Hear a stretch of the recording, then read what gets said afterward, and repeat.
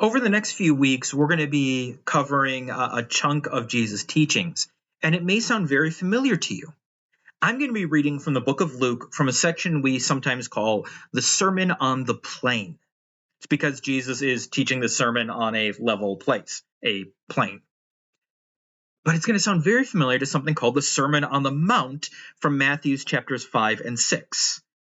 Well, there's some people that look at this and say, look, the Bible's full of contradictions. Where was Jesus preaching the sermon, huh? Well, the answer is really simple.